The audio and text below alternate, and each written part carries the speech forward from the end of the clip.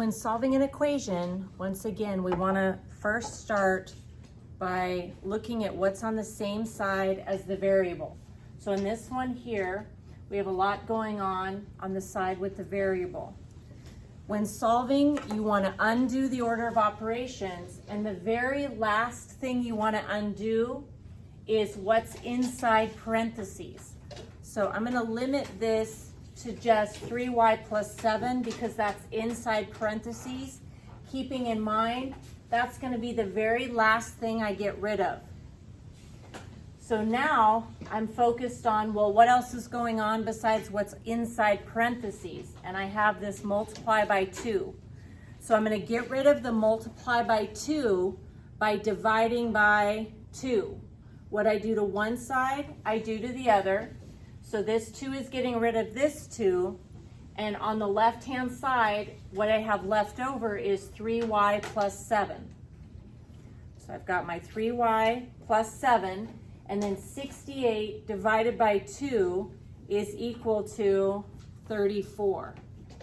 The parentheses are gone because it's just what's left inside there. So now we'll continue to get rid of things in the reverse order of PEMDAS. So I want to get rid of addition and subtraction before I get rid of multiplication and division. So in this one here, y is getting multiplied by 3 and we have an add 7.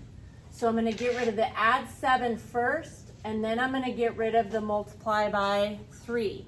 Okay, so to get rid of add 7, I'm going to subtract 7. What I do to one side, I do to the other.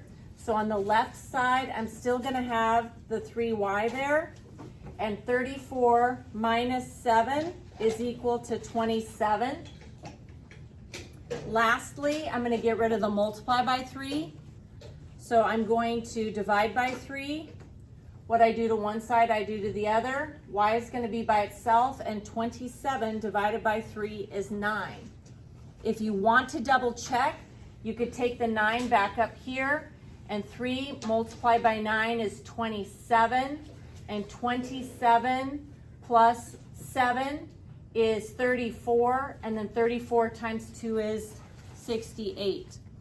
Okay, so one more time here. I know you're tempted to distribute the 7 through, and frankly, if you did that, you could still get to the same final answer, but it's going to be a lot faster if we focus on the fact that we want to undo what's inside parentheses last.